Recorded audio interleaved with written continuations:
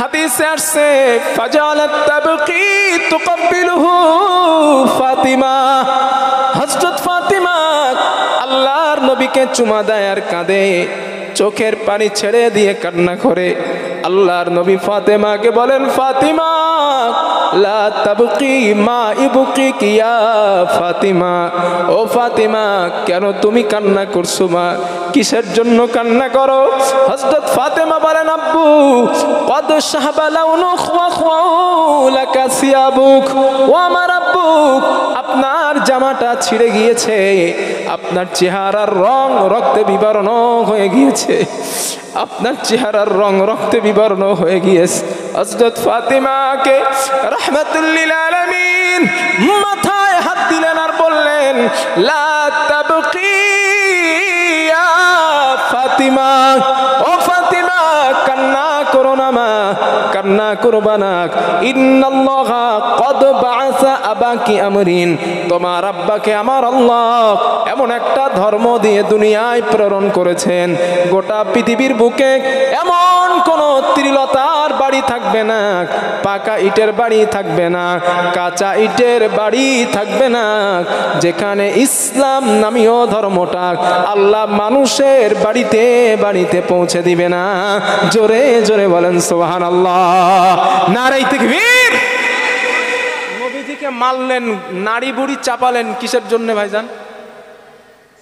এই তা'মুরুন আর আমল করতে যে ওই ভালো কাজের আদেশ দিছেন, আমি নবীকে মোহাম্মদকে নবী বলে মেনে নাও, নামাজ পড়ো, আল্লাহকে মেনে নাও, আল্লাহকে রব বলে বিশ্বাস করো, চুরি ছেড়ে দাও, ডাকাতি ছেড়ে দাও, অন্যায় ছেড়ে দাও, এই ভালো কাজের আদেশ করার কারণেই নবীকে মার খেতে হয়েছে। কথা ঠিক বলছি না ভুল বলছি? হাদিস নাম্বার 2, আম্মা জানা আয়েশা, এটাও বুখারীর বর্ণনা, আম্মা জানা আয়েশা সিদ্দিকা রাদিয়াল্লাহু তাআলা আনহার বর্ণনা, তিনি বলেন ওই দিন রাতের বেলা রাসূলুল্লাহ সাল্লাল্লাহু আলাইহি ওয়াসাল্লাম আমার ঘরে থাকার পালা। আল্লাহর নবীর ব্যক্তিগত কোনো ঘর ছিল না, নবীর বিবিদের ছিল ঘর। কোরআনে একটা সূরা আছে, সূরাটার নাম সূরাতুল হুজুরাত। আম্মা জানদের ঘরকে এই সূরা হুজুরাত নাজিল করে, ওখান থেকে হুজুরাত সূরা নাজিল হয়ে যায়। রাসূলের বিবিদের যেই কামরা হুজুরাগুলো ছিল, আল্লাহর নবী বিবিদের কাছে থাকতেন, এক এক বিবির কাছে নবীজি পালা করে করে থাকতেন। আম্মা জানা আয়েশা বলেন, ওই দিন রাতের বেলা আল্লাহর নবীর আমার ঘরে থাকার পালা। রাসূল আমার ঘরে আসলেন, আমি রাতের বেলা নবীজির শরীরের কিছু অংশ আমি দেখতে পেলাম। আমি রাতের বেলা দেখলাম নবীর শরীরের কিছু জায়গায় কালো কালো বসন্তের দাগ দেখা যায়। আমি রাহমাতুল লিল আলামিন নবীকে বললাম, ইয়া রাসূলুল্লাহ, ও আল্লাহর নবী, ছোটবেলায় আপনার কি বসন্ত হয়েছিল? আপনার কি বসন্ত হয়েছিল? আল্লাহর নবী বলে, না আয়েশা, না না, আমি নবীর কখনো বসন্ত হই নাই। হুজুর এই দাগগুলো কিসের দাগ? রাহমাতুল লিল আলামিন বলেন, ও আয়েশা, সেটা অনেক দুঃখের কথা, অনেক বেদনাদায়ক কথা। আম্মা জান আয়েশা বলেন, হুজুর আজ আমাকে ঘটনাটা শোনান। আল্লাহর নবী বলেন, আয়েশা, আমার পালক পুত্র জায়েদকে নিয়ে মদিনা থেকে মক্কা থেকে তায়েফে যাবার ইচ্ছা প্রকাশ করলাম, কারণ মক্কার মানুষগুলা আমাকে নির্যাতন করলো, আমাকে মারলো। এই জন্য আমি রাসূলুল্লাহ সাল্লাল্লাহু আলাইহি ওয়াসাল্লাম তায়েফে যাবার উদ্দেশ্য আমি নবী নিয়ে নিলাম। আমি গমন করতে লাগলাম, একদিন নয়, 2 দিন নয়, কয়েকটা দিন রাস্তা অতিক্রম করার পর আমি নবী যখন তায়েফে পৌঁছালাম, তায়েফের যুবকগুলো আমি নবীকে বুতিরা মুহাম্মদ বলে গালি দেয়, সন্তানহারা মুহাম্মদ বলে গালি দেয়, লেস কাটা মুহাম্মদ বলে গালি দেয়। আমি রাসূলকে তারা একের পর এক আঘাত করতে লাগলো, গালি দিতে লাগলো, মুখের থুতুটা আমি নবী আমার শরীরে আঘাত করতে লাগলো। না না, ওখানে তারা ক্ষান্ত হয় নাই, পাহাড়ের মাথা থেকে ওই পাথরগুলা নিয়ে আমি নবী শরীরে আঘাত করা তারা শুরু করে দেয়। শরীরগুলা কেটে যায়, রক্ত জর্জরিত হলো। ওখানেও তারা ক্ষান্ত হলো না। পাহাড় থেকে নেমে এসে আমি নবীকে জোরে একটা ধাক্কা মেরে জমিনের উপরে ফেলে দেয়। এর পরের বর্ণনাকারী হযরতে যায়েদ বলেন, আমি নবীকে দেখলাম আল্লাহর নবী জমিনের উপরে বেহুশ হয়ে পড়ে গেলেন। নবীজির কোনো হুঁশ নাই, শরীর দিয়ে রক্ত ঝরে। হযরতে যায়েদ ওই কাফেরদেরকে বললেন, তায়েফের মানুষেরা, তোমাদের যত রাগ আমি যায়েদের উপর থেকে ওঠায় নাও, আমার নবীকে তোমরা ছেড়ে দাও। এই মানুষটা 3 দিনের ক্ষুধার্ত, 3 দিন খাওয়া না, তোমরা তাকে মারতে মারতে রক্তাক্ত বানিয়ে ফেলেছো, শরীর দিয়ে রক্ত গুলা ঝরে যায়, আর তোমরা এই মানুষটাকে মেরো না, প্রহার করো না। হযরতে যায়েদ বলেন, আমার কথা তারা শুনে নাই। কিছু সময় পরে নবীর হুঁশ আসছে, রাহমাতুল লিল আলামিনের হুঁশ আসছে। নবীজিকে আবার উঠালেন, আবার ধাক্কা মারলেন। আল্লাহর নবী আবার জমিনের উপরে পড়ে যায়। মরুভূমিতে পড়ে নবীজির হুঁশটা আবার নবী বেহুশ হয়ে যায়। আল্লাহর হাবিব আবার ওঠালেন, ওঠানো হলো। 3 বার নবীজিকে ধাক্কা দেওয়া হয়। আল্লাহর নবী 3টে বার জমিনের উপরে পড়ে বেহুশ হয়ে যায়। রাহমাতুল লিল আলামিন আমার হাবিব 3 বারের মাথায় নবীর আর হুঁশ আসে না। ওই তায়েফের কাফের গুলা পাহাড়ের মাথায় দাঁড়ায় এলান করা আরম্ভ করলো, কদ কুতিলা মুহাম্মাদুন, কদ কুতিলা মুহাম্মাদুন, মুহাম্মদ মারা গিয়েছে, মুহাম্মদকে আমরা হত্যা করে ফেলেছি। জোরে বলেন নাউযুবিল্লাহ। হযরতে যায়েদ বলেন, আমি রাহমাতুল লিল আলামিন আল্লাহর হাবিবকে নিলাম। নবীকে নেওয়ার পর একটা পাথরের গায়ে হেলান দিয়ে বসালাম। উমরা এবং যারা হজে গিয়েছেন তায়েফ ভ্রমণের সময় দেখবেন 3 রাস্তার মুখে একটা পাথর রয়েছে। ওই পাথরটা কাটা জাল দিয়ে বেড়া দিয়ে এখনো ঘেরাস। বুখারীর বর্ণনায় ওই পাথরের গায়ে নবীজি 3 বারের মতো বেহুশ হয়ে যাবার পর ওই পাথরের গায়ে হেলান দিয়ে আল্লাহর নবী বসেছিলেন। হযরতে যায়েদ বলেন, আমি নবীর কপালে হাত দিয়ে দেখলাম কপালটা অনেক গরম, রাসূলের শরীরটা অনেক গরম, নবীর শরীর দিয়ে রক্ত প্রবাহিত হচ্ছে। হযরতে যায়েদ বলেন, আমি কান্না আরম্ভ করলাম, না জানি আল্লাহর নবী দুনিয়া থেকে বিদায় হয়ে যায় কিনা। হঠাৎ আমি নবীর দিকে তাকালাম, আল্লাহর নবী ওই রক্ত মাখা চক্ষু নিয়ে আসমানের দিকে নবীজি তাকালেন। আসমানের দিকে তাকানোর পর আল্লাহর নবী বলেন, আয়েশা, আমি রাসূল আসমানের দিকে তাকানোর পরে দেখলাম ফাইদা আনা বিসাহাতি জিবরিল, হযরতে জিবরাইল আমি নবীর মাথার উপরে নূরের ডানা দিয়ে ছায়া করে দাঁড়িয়ে আছে। নবী জিজ্ঞাসা করলেন, ইয়া আখি জিবরিল, ও ভাই জিবরিল, কি ব্যাপার তুমি এখন এখানে? হযরতে জিবরাইল বলেন, ইয়া রাসূলুল্লাহ, ও আল্লাহর নবী, ইন্নাল্লাহা ক্বাদ বা'আসা কওলা কওমিকা লাকা ওয়া মা রাদ্দু ইলাইকা। ইয়া রাসূলুল্লাহ, আপনার কওম আপনার সঙ্গে যেই ব্যবহার করেছে, আপনার কওম আপনার সঙ্গে যেই গাদ্দারি করেছে, আপনাকে কষ্ট দিয়েছে, আপনাকে মেরেছে, আমার আল্লাহ সবগুলা শুনেছেন, আল্লাহ সবগুলা দেখেছেন।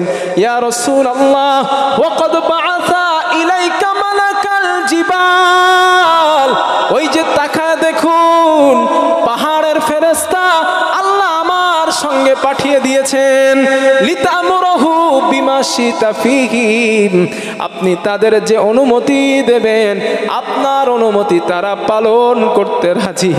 ইয়া রাসূলুল্লাহ, আপনি যে অনুমতি দিবেন আপনার অনুমতি তারা পালন করে নেবে। আল্লাহর নবী বলেন, আয়েশা, না দানি মালাকুল জিবাল, ও আয়েশা, পাহাড়ের ফেরেশতারা আমাকে ডাক দিয়েছে। আমাকে ডাক দেওয়ার পরে বলেন, ইয়া রাসূলুল্লাহ সাল্লামা আলাইয়া, আমাকে সালাম দেওয়ার পর আমাকে বললেন, ইয়া রাসূলুল্লাহ, হুজুর আপনি আমাদেরকে অর্ডার দিন, অনুমতি দিন। আল্লাহর নবী বলেন, কি অনুমতি তোমরা চাও? ফেরেশতারা বলেন, হুজুর এই যে পাহাড় দেখা যায়, এই পাহাড়টা যেই পাহাড়ের দাঁড়ায় আপনারে তারা মারছে, ওই পাহাড়টা উঁচা করে তায়েববাসীদের আমরা নিমিষে ধ্বংস করে দিব, একটা বার অনুমতি দেন। আল্লাহর নবী রক্তমাখা শরীর, 3 দিনের ক্ষুধার্ত মানুষটা, অসহায় মানুষটা ফেরেশতাদের জবাবে বললেন, না না, লা বাল আরজু আইয়ুখরিজাল্লাহু মিন আসলাবিহিম মান ইয়াবুদুল্লাহা ওয়াহদাহু লা ইউশরিকু বিহি শাইআ। না না, আমি নবী তোমাদের অনুমতি দিব না, কারণ আমি নবী, আমার বিশ্বাস আজ যারা আমাকে মারল, আমাকে প্রহার করলো, আমি নবী আমার বিশ্বাস এদের ঔরস থেকে যেই সন্তান দুনিয়াতে জন্ম নিবে, ওরা একদিন ইসলামের কলেমা পড়ে মুসলমান হয়ে যাবে। কি দরদ, কি মায়া, এত মারা মারছে। প্রথম গালি দিছে, থুতু দিয়েছে, পাহাড়ের উপর থেকে পাথরগুলো নিয়ে আমার নবীর এই সোনার বদনে মারছে। এতেও তারা ক্ষান্ত হয় নাই, ক্ষুধার্ত নবীকে ধাক্কা মেরে জমিনে ফেলে বেহুশ করে ফেলেছে, মারতে মারতে বেহুশ। একবার নয়, 3টে বার বেহুশ করার পরেও অনুমতি চাইছেন, হুজুর অনুমতি দেন, ধ্বংস করি। নবী বলেন, লা বাল আরজু আন ইউখরিজাল্লাহু মিন আসলাবিহিম মান ইয়াবুদুল্লাহা ওয়াহদাহু লা ইউশরিকু বিহি শাইআ। আমি রাসূল অনুমতি দিব না, কারণ আমার বিশ্বাস আজ যারা আমাকে মেরেছে এদের ঔরাস, এদের সন্তান এমন আসবে, হতে পারে তারা কলেমা পড়ে মুসলমান হয়ে যাবে। না, জায়েদকে ডাক দিলেন, জায়েদ এখন কোন সময়? জায়েদ বলেন, হুজুর আসরের রক্ত চলে যাচ্ছে, আসরের রক্ত চলে যাচ্ছে হুজুর, আসরের রক্ত চলে যাচ্ছে। নবীজি বললেন, একটু পানি দাও, আমি একটু উজু করে আসরের নামাজটা আদায় করে নেই। ও ইমানদার মুসলমান, নামাজ তো ছেড়ে দেন ইচ্ছা মতো না। দেখেন কি জীবন তার, রক্ত শরীরে বেহুশ হয়েছেন, এই অসুস্থ 3 দিনের ক্ষুধার্ত জায়েদকে বলছেন, পানি দাও, উজু করে আমি নবী নামাজ আদায় করব। চায়ের দোকানে বসে আসরের রক্তটা পার করে দেন, চায়ের দোকানে বসে মাগরিবের সময়টা পার করে দেন, এশার সময় পার করেন, ঘুমের মধ্যে ফজরের রক্ত পার করেন, জোহরের নামাজ কাজের মধ্যে পার করেন, জুমার নামাজটা শুধু মসজিদে যান, এরপরেও দাবি করেন আপনি ইমানদার, আপনি মুত্তাকি। আহ, কি করে বোঝালে আপনারা বুঝবেন বলেন আমাকে? যেই মানুষটা এই পরিস্থিতিতেও দাঁড়িয়ে নামাজের কথা বলেন নাই, হযরত ওমর রাদিয়াল্লাহু আনহুর নাম শুনছেন? এই জায়গাটা ভুলে যাবেন না, একটু জায়গাটা মনে রাখেন, আর এই পরের কথাটা একটু শোনেন। ওমর রাদিয়াল্লাহু তাআলা আনহুকে শহীদ করা হয়েছিল মেহরাবের উপরে। একটা কিতাব আছে শহীদে মেহরাব, ওমর ইবনুল খাত্তাব রাদিয়াল্লাহু আনহু, পারলে সংগ্রহ করবেন। ওই কিতাবটার মধ্যে ওমর রাদিয়াল্লাহু আনহুর জীবনী চমৎকার লেখা হয়েছে। ওই ওমর রাদিয়াল্লাহু আনহুর কাছে একজন ব্যক্তি, আবু লুলু নামে একজন ব্যক্তি আসছেন, অগ্নি উপাসক, আগুনের পূজা করতো। সে আসছে, এসে বলছেন, ওমর আমার, তখন তিনি আমিরুল মুমিনিন, ওই অগ্নি উপাসক এসে বলছেন, হুজুর আপনার কাছে একটা বিচার দেব আমার মুনিবের ব্যাপারে। কি বিচার? হুজুর আমার মুনিব, আমার যে মুনিব মালিক, ওই মুনিব আমার ইনকাম থেকে 50% ইনকাম আমার কাছ থেকে নিয়ে নেন, মানে হাফ ইনকাম নিয়ে নেন। হযরত ওমর বললেন, না এইটা তো ঠিক না, তোমার কাছ থেকে 50% নেওয়া এটা তো উচিত না। হযরত ওমর রাদিয়াল্লাহু আনহু চিন্তা ভাবনা করে বলছেন, আচ্ছা তুমি কি কাজ করো? তোমার মুনিব যে তোমার কাছ থেকে 1/2% নেন, তো তুমি কি কাজ করো? বললেন, হুজুর আমি খঞ্জর বানাইতে পারি। খঞ্জর, এই যে 2 দিকে ধার, ওই খঞ্জর, এই খঞ্জর সবাই বানাইতে পারতো না, এখনও পারে না, ওই খঞ্জর বানাইতে পারতেন। হযরত ওমর বলেন, আরে মিয়া তুমি তো খঞ্জর বানাইতে পারো, তুমি যদি আমার গোলাম হইতে আমি তোমার কাছ থেকে 70% নিতাম। ওই অগ্নি উপাসক আবু লুলু ওই ব্যক্তিটা রেগে গেছে, আমার সবার জন্য তুমি নরম আর আমার জন্য গরম, দাঁড়াও তোমার খবর আছে। আমার বন্ধুগণ, হযরত ওমরের কাছ থেকে লোকটা চলে গেছে, একটা খঞ্জর বানালো, দুই দিক দিয়ে একটা খঞ্জর বানালো ওমর রাদিয়াল্লাহু আনহুকে শহীদ করবেন বলে। ওই খঞ্জরের মধ্যে বিষ লাগালেন। বিষ লাগানোর পর হযরত ওমর রাদিয়াল্লাহু আনহু 17ই রমজান জুম্মার দিন হযরত ওমর রাদিয়াল্লাহু আনহু ফজরের সময় মসজিদে নববীতে গেছেন, ইমামতির দায়িত্ব পালন করবেন। সাহাবায়ে কেরাম মসজিদে নববীর পিছনে কাতারে দাঁড়ানো, হযরত ওমরও দাঁড়ানো। ওই আবু লুলু নামে ওই ব্যক্তিটা নামাজির বেশ ধরে, মুসল্লির বেশ ধরে ওমর রাদিয়াল্লাহু আনহুর পিছনের পরের কাতারে দাঁড়ায় গেছে। হযরত ওমর 1 রাকাত পড়ালেন। 1 রাকাত নামাজ পড়ানোর পর 2 রাকাত নামাজ যখন পড়াবেন, ওই আবু লুলু নামে ব্যক্তিটা ওমর রাদিয়াল্লাহু আনহু ডান বগলে তিনি আঘাত করলেন, খঞ্জর দিয়ে আঘাত করলেন, বুকের কাছে একটা আঘাত করলেন, পৃষ্ঠদেশে একটা আঘাত করলেন, 3টা আঘাত হযরত ওমর রাদিয়াল্লাহু আনহু শরীরের মধ্যে করলেন। হযরত ওমর রাদিয়াল্লাহু আনহু ওখানেই বেহুশ হয়ে গেলেন। সাহাবায়ে কেরাম অনেকগুলা সাহাবা ওই খঞ্জর ঘোরাইতে ঘোরাইতে অনেক সাহাবা ওখানেই শহীদ হয়ে যায়, কিন্তু আবু লুলুকে সাহাবায়ে কেরাম ওখানেই ধরে ফেলেছিলেন, তাকে ওখানেই হত্যা করে দেওয়া হয়। হযরত ওমর রাদিয়াল্লাহু আনহু বেহুশ, হুঁশ নাই, ধরাধরি করে রাজপ্রাসাদে নিয়ে যাওয়া হয়। তামিলকে খবর দেওয়া হয়, তাবিবকে খবর দেওয়া হলো, দেখো কি ব্যাপার, ওমরের হুঁশ কেন আসে না। হযরত ওমর রাদিয়াল্লাহু আনহুর গাল দিয়ে পানি দেওয়া হয়, পেট দিয়ে, পাকস্থলী দিয়ে পেট দিয়ে পানিটা বার হয়ে যায়, ফলের রস দেওয়া হয়, পেট দিয়ে ফলের রসটা বার হয়ে যায়। হঠাৎ ওমর রাদিয়াল্লাহু আনহুর হুঁশ আসছে। হুঁশ আসার পর ওমর হুঁশ ফেরার পরেই প্রথমেই যেই কথাটা বলেছিলেন, হযরত ওমর সাহাবাদের জিজ্ঞাসা করলেন, ও আমার ভাইরা, আমি ওমর, আমার নেতৃত্বে ফজরের নামাজ শুরু হয়েছিল, আমি 1 রাকাত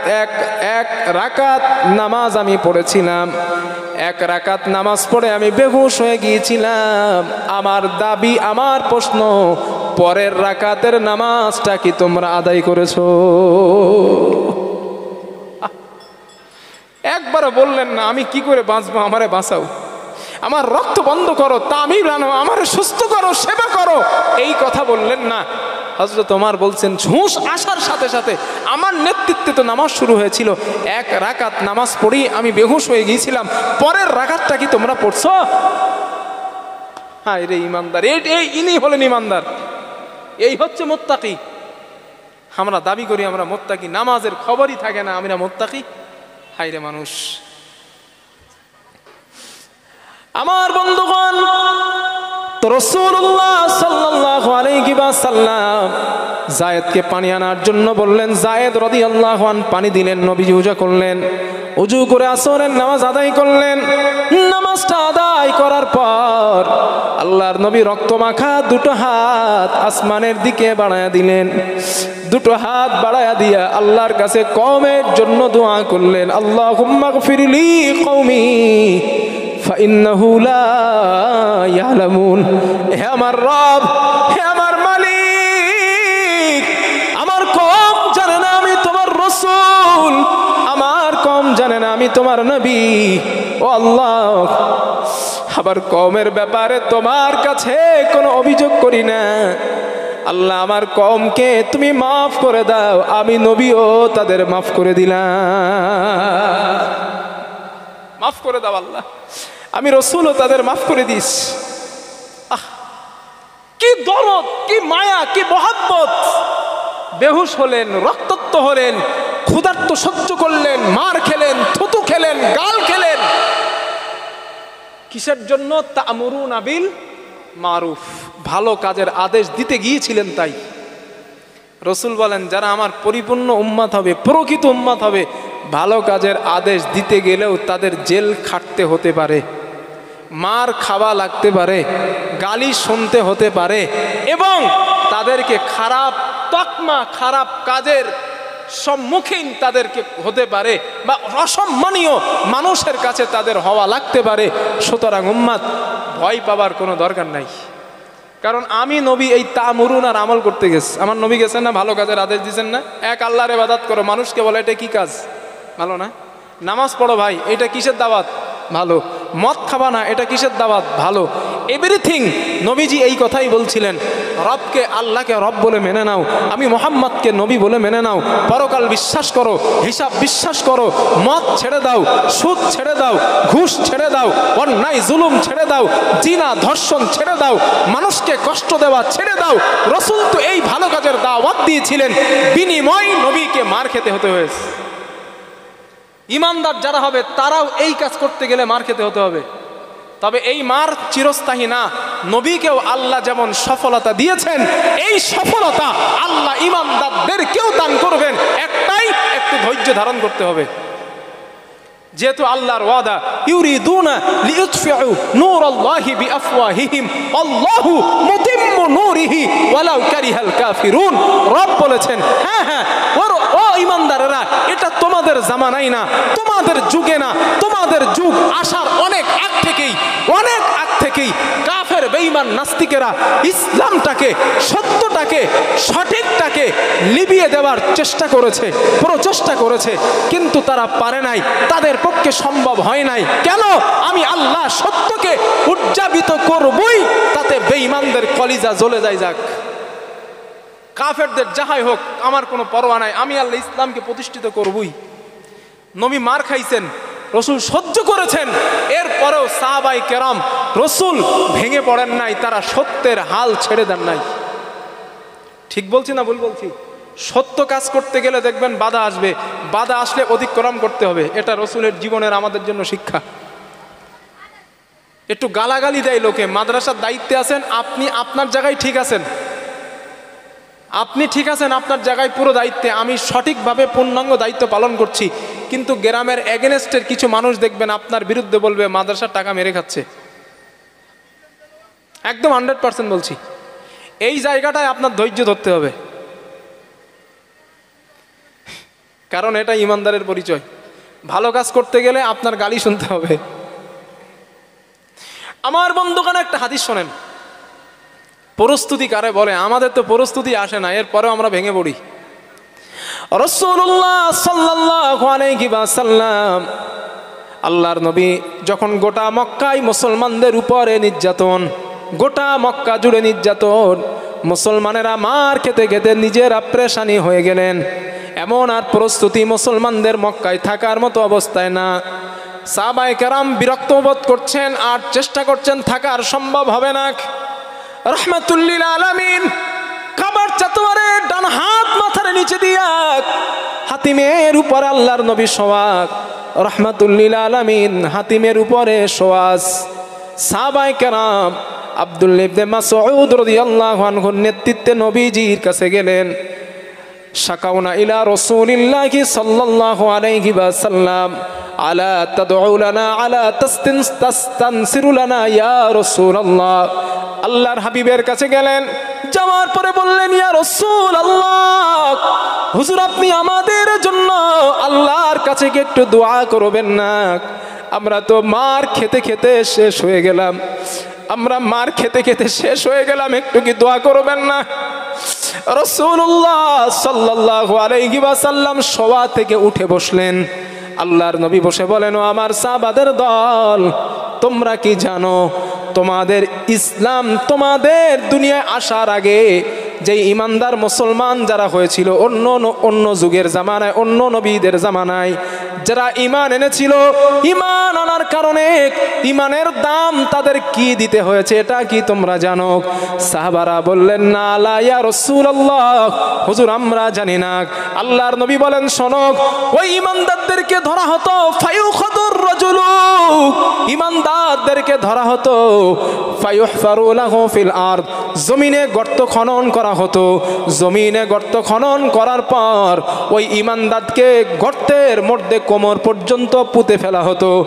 এরপরে করাত আনা হতো, সুম্মা ইউদা বিল মানসার, ওই করাত ঈমানদারের মাথার পরে রেখে ওই করাত দিয়ে ইমানদারকে চিরে চিরে দু টুকরা করে ফেলে দেওয়া হতো।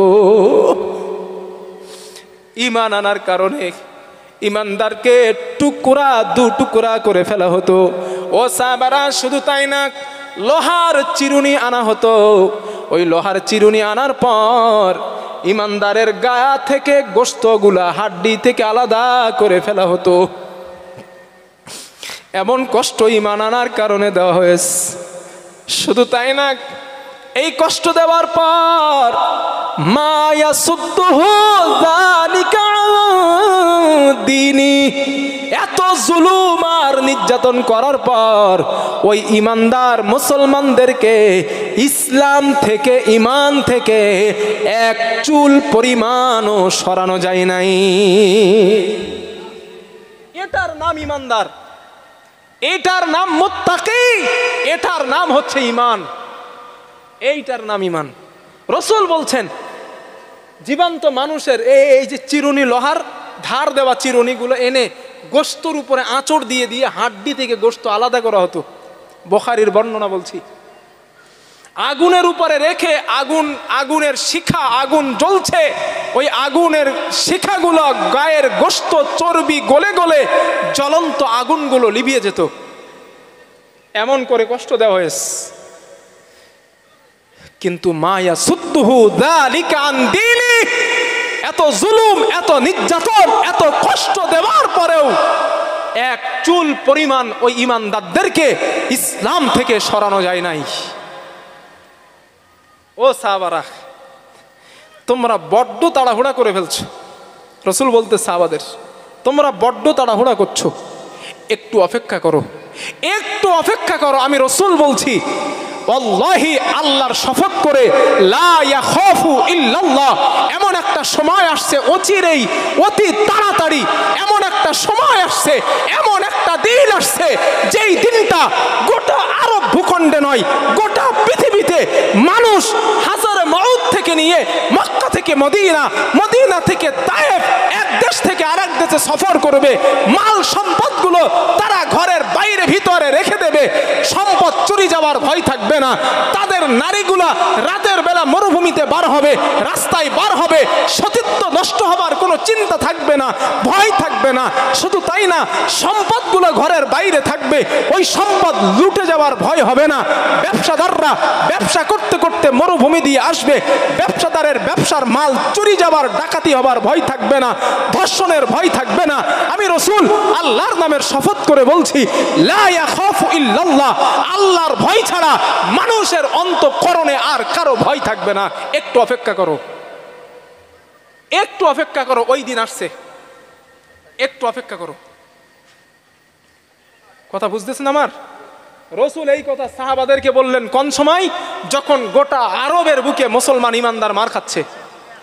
শুধু মার খাচ্ছে না, মার খেতে খেতে, মার খেতে খেতে সাহাবায়ে কেরাম অতুষ্ট হয়ে গেছে। যাবার জায়গা নাই, যাবার কোনো জায়গা নাই। কাফেরেরা কাজে দিচ্ছে না, কাজ দিচ্ছে না, কাফেরেরা দোকানদারের কাছে মাল বিক্রি করছে না। এখন আমাদের সমাজে এখন অনেক জায়গা এরকম হয়ে গেছে।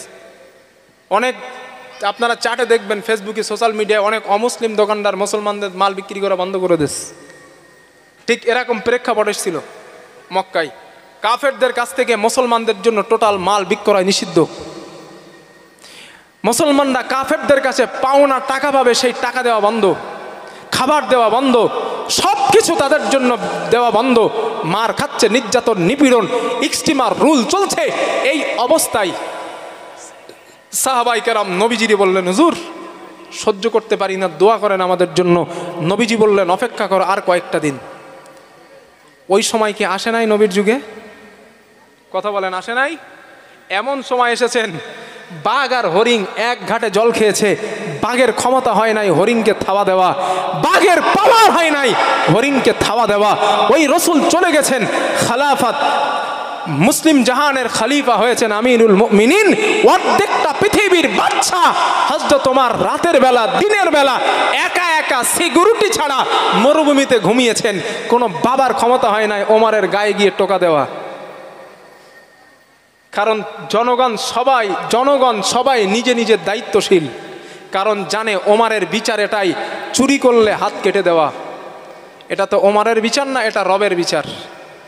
জিনা হয়েছে, ধর্ষণ হয়েছে, কোমর পর্যন্ত পুঁতে, মাটিতে কোমর পর্যন্ত পুঁতে পাথর মেরে তাকে হত্যা করে দাও। 10 মিনিটের আরামের জন্য কোমর পর্যন্ত পুঁতে হত্যা করা, এর থেকে ধর্ষণ থেকে দূরে থাকা অনেক ভালো।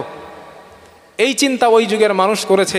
আজ আমি সোশ্যাল মিডিয়ায় কোনো একজন ব্যক্তির বক্তৃতা শুনছিলাম, নাম না নিয়েই বলছি। সে ব্যক্তি বলছেন, আরে ইসলাম কি? ইসলাম তো ধর্ষণ করা শেখায়। ইসলাম কি? ইসলাম তো চুরিদারি শেখায়। তা ওর পাল্টা একটা ছেলে সুন্দর জবাব দিয়েছে, বলছে, ভাই ইসলাম তো ধর্ষণ শেখায় না, ইসলামে অনুমতি আছে, কেউ যদি ধর্ষণ করে তাকে কোমর পর্যন্ত পুঁতে পাথর মেরে ফেলো, এটা তো ইসলামের বিধান, এটা তো এই বিধান তো ইসলাম দিয়েছে। আরে ভাই, আজ তুমি যেটা দিয়ে তোমার বক্তব্য দিচ্ছ, তোমার ধর্মে তোমার ক্ষমতায় থাকা, তোমার ক্ষমতার প্রেক্ষাপটে ধর্ষণ হয়, চুরি হয়, ডাকাতি হয়, ছিনতাই হয়, কোনো রব হয় না, কোনো বিচার হয় না। যারা ক্ষমতায় আছে ধর্ষণ করলে তারা মাপ পেয়ে যায়। আর ইসলামের বিচার ব্যবস্থা ছিল, ইসলাম যখন রাষ্ট্র ক্ষমতায় ছিল, ইসলামের বিচার ব্যবস্থা ছিল, ধর্ষণ করেছে পাথর পুঁতে মেরে ফেলো, চুরি করেছে হাতগুলা কেটে দাও। আজ তো চুরি করে তোমাদের মধ্যেই ক্ষমতায় থাকা ব্যক্তিগুলা লক্ষ লক্ষ টাকা কলমের খোঁচায় চুরি করে, তাদের কোনো বিচার হয় না। তুমি ইসলামকে খারাপ বলো কোন অ্যাঙ্গেলে? চমৎকার জবাব দিয়েছে সে ব্যক্তিটা। তো ইসলাম আমাকে এটাই শিখিয়েছে, এটাই শিখিয়েছে ইসলাম আমাকে। চুরি করবা হাত কেটে দেব, জিনা করবা পাথর মেরে ফেলবো, মদ খাবা 100 বেতের আঘাত করব। ইসলাম আমাকে শিখিয়েছে।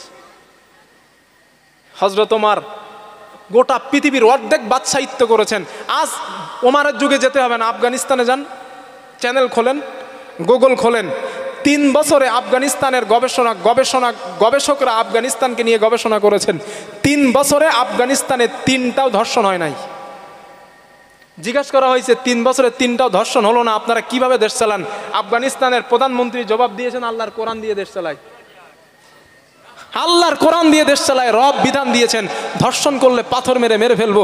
ওই ভয়ে মানুষ ধর্ষণের ধারেও যায় না। কথা বুঝিয়ে আসছে? এটাই হলো কোরআনের বিধান। আল্লাহ সুবহানাহু ওয়া তাআলা, আচ্ছা, আল্লাহ সুবহানাহু ওয়া তাআলা এই বিষয়গুলো আল্লাহ আমাদের বুঝে উপলব্ধি করে আমল করার তৌফিক দেন, বলেন আমিন। তাহলে ইমানদারের পরিচয় আপনাদের বলছিলাম, ইমানদার তারা তা'মুরুনা বিল মা'রুফ ওয়া তানহাউনা আনিল মুনকার, ভালো কাজের আদেশ দেয়, অন্যায় কাজের নিষেধ করে। এই দুইটার মাঝখানে ইমানদারের ইমান। যদি চিন্তা করেন শুধু ভালো কাজের আদেশ দিব, অন্যায় কাজের মানা করবো না, তাহলে কিন্তু আপনি পরিপূর্ণ ইমানদার না। কথা বুঝে আসছে আমার ইনশাল্লাহ? কারণ ভয় আছে খারাপ কাজের মানা করতে গেলেই যে মার আসবে। এই মার খাবা এটা সুন্নতে মুহাম্মদ সাল্লাল্লাহু আলাইহি ওয়াসাল্লাম, এটা সুন্নতে সাহাবা রাদিয়াল্লাহু আলাইহিম আজমাইন। কারণ ভালো কাজের আদেশ আর অন্যায়ের নিষেধ করতে গিয়ে তারা মার খেয়েছেন, কষ্ট করেছেন, জেলে গিয়েছেন, জরিমানা দিয়েছেন, শহীদ হয়েছেন, রক্ত দিয়েছেন। একটাই দুইটাই কারণ, তা'মুরুনা বিল মা'রুফ আর ওয়া তানহাউনা আনিল মুনকার, ভালো কাজের আদেশ আর অসৎ কাজের নিষেধ। এই দুইটা জিনিসের মধ্যে মানুষের ঈমান। এখন আপনারা ঠিক করেন কোনটা করবেন, আপনারা ঠিক করেন। ভালো কাজের আদেশ, অসৎ কাজের নিষেধ, এই দুইটার মধ্যে ঈমান। আর ভালো কাজের নিষেধ আর খারাপ কাজের আদেশ, এই ভালো কাজের আদেশ আর খারাপ কাজের নিষেধ, এই দুইটার মধ্যে কি কি আছে মোটামুটি একটা ব্যাখ্যা আপনাদের দিস, মোটামুটি একটা ব্যাখ্যা। এখনো অনেক ব্যাখ্যা দেওয়া, শুধু এই আয়াতের ব্যাখ্যা তাফসীর যদি করা হয় অনেক সময় কথা বলা যাবে।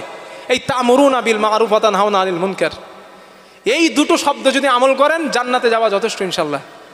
আর কোরআনের যদি কোনো কিছু সব মানেন কিন্তু আমল করেন না, সব বিশ্বাস করেন, ঈমান রাখেন, আমল করেন, এই দুইটা আয়াত, এই দুইটা শব্দ আপনার জান্নাতে যাওয়া যথেষ্ট, যথেষ্ট।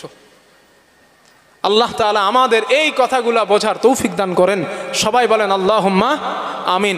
একটু মোহাব্বত করে বলেন আল্লাহুম্মা আমিন। উচ্চ আওয়াজে একবার একটু দরুদ শরীফ পড়েন দিন, আল্লাহুম্মা সাল্লি আলা, হ্যাঁ একটু টকিং করে দেন, ওয়া আলা আলি সাইয়্যিদিনা মাওলানা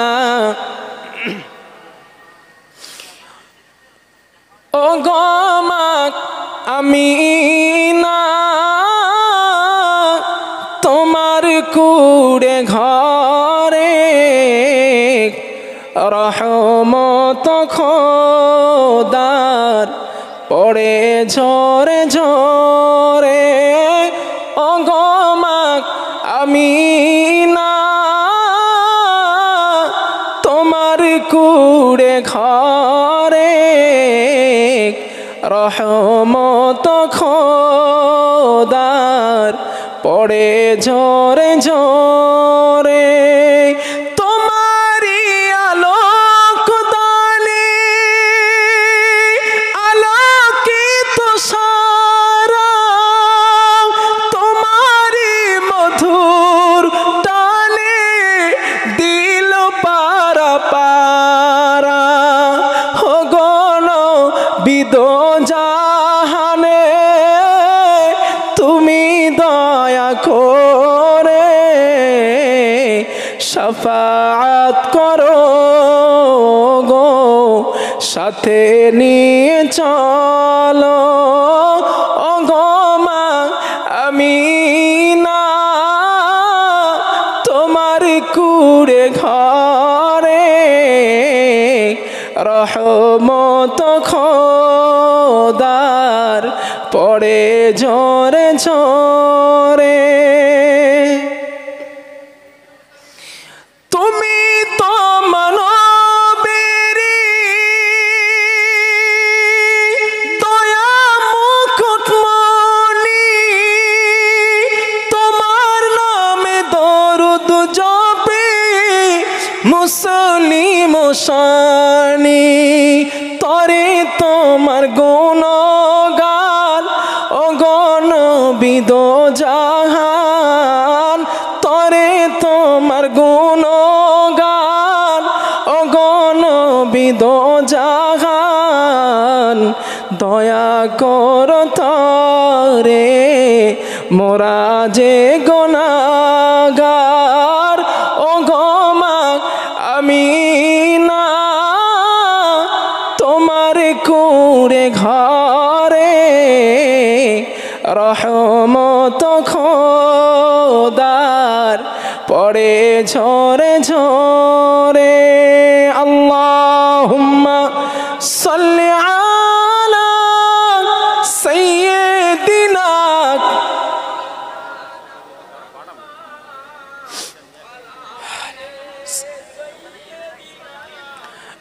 মাওলানা। আলহামদুলিল্লাহ।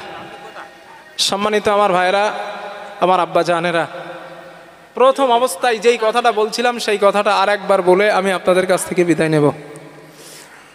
এই যে পরিপূর্ণ যেই কথাগুলো এই দুটো ঘন্টা আমি আপনাদের কাছে বললাম, এই কথার মূল সার মর্ম হলো এটাই।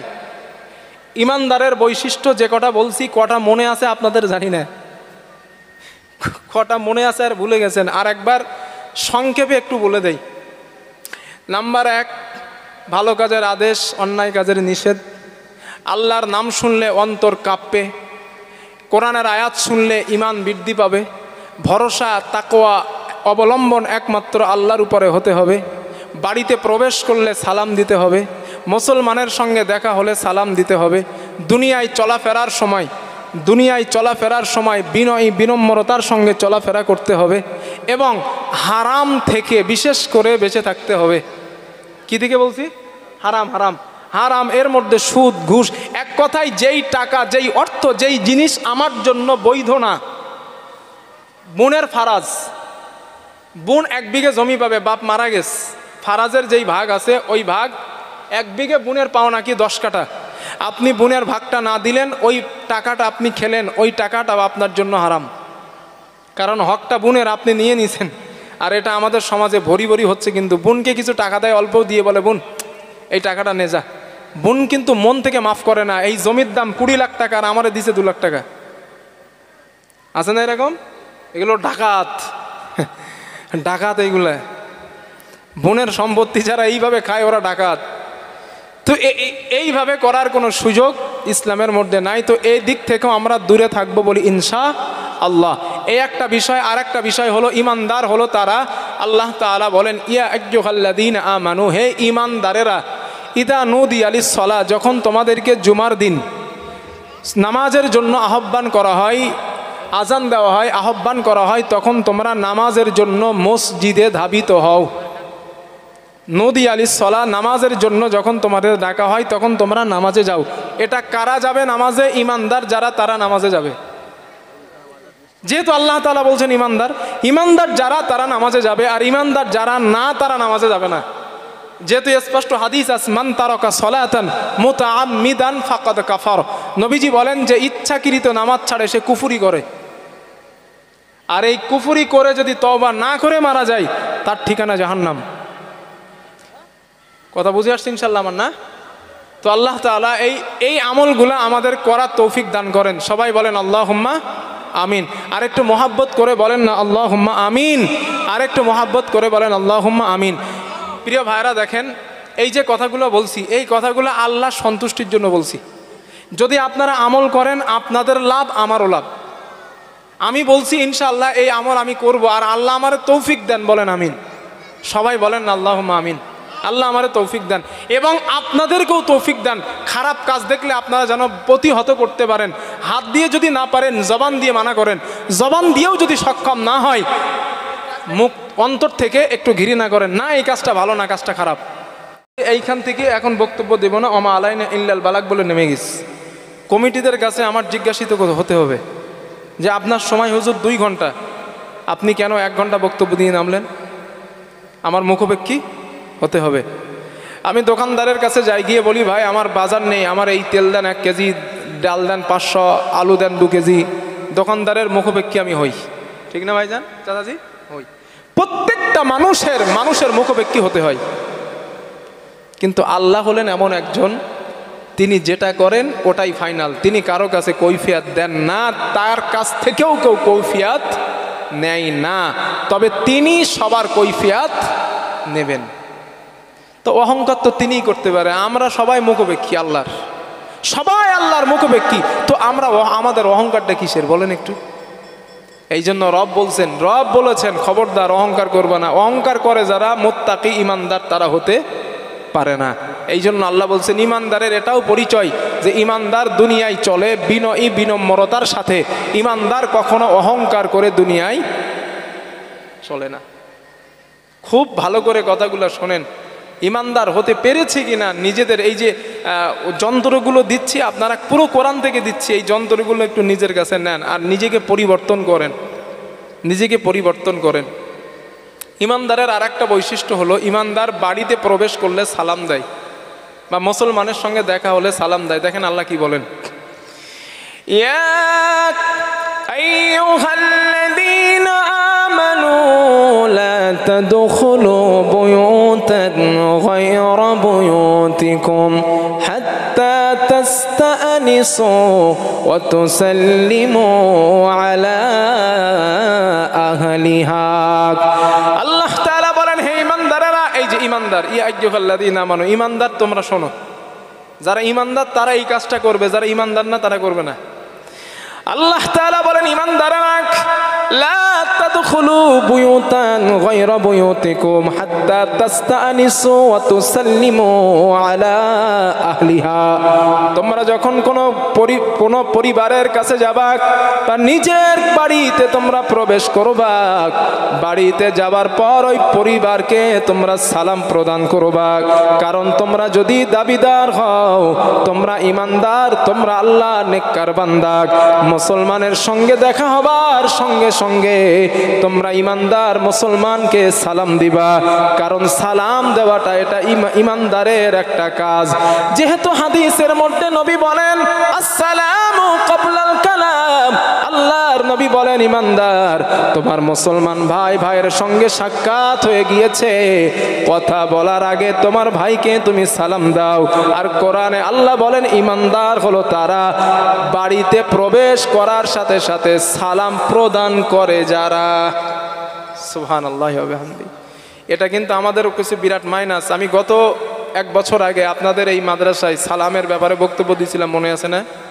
আমার কাছে খবর এসেছে যে হুজুর আমাদের গ্রাম আলহামদুলিল্লাহ আপনার বক্তব্য দেওয়ার পর সালামের ব্যাপারে অনেক পরিবর্তন হয়ে গেছে, আমার কাছে খবর এসেছে। তবে কথাটা ঠিক তো নাকি? যাক আলহামদুলিল্লাহ। তবে এবার যে কথাগুলো বলছি ইমানদারের পরিচয়, ইমানদার কারা, এই বিষয়টাও আমরা আমল করবো ইনশা আল্লাহ। এমন মানুষ আমল করলে কথা বলতে ভালো লাগে। চাচাজি আমি চলে যাওয়ার সময় কিছু আপনারা টাকা দেবেন আমাকে হাদিয়া স্বরূপ। টাকা তো সবাই ইনকাম করে, তাই না? আমি জলসা না করে একটা ব্যবসা করলেও তো সেখান থেকেও তো টাকা ইনকাম করতে পারতাম। টাকা তো সবাই ইনকাম করে, কিন্তু এই যে কথাগুলা যদি আপনারা মেনে নেন, টাকার থেকে আমার কাছে এটা বেশি জরুরি। যদি একটা মানুষ আপনারা আমার কথা শুনে, এই যে কথাটা শুনছিলাম আমাকে বলছিলেন, ওখানে যে জলসা এসেছিলাম ওখানে আমারে বলছিলেন, এই ভাইজানও বলছিলেন হুজুর আমাদের ওইখানে আপনি যে সালামের ব্যাপারে বক্তব্য দিয়েছিলেন, আলহামদুলিল্লাহ সালাম এখন দেখলেই সব সালাম দেন। তো শুনে এত খুশি হয়েছিলাম কথাটা যে মাবুদ এই আলোচনাটা যদি তুমি কবুল করো, হতে পারে আমার নাজাতের ওসিলা, এটাই হতে পারে নাজাতের ওসিলা। এই এমন না, ওই ছেলেটাকে ওইদিকে নিয়ে যাও তো, ওইদিকে যা।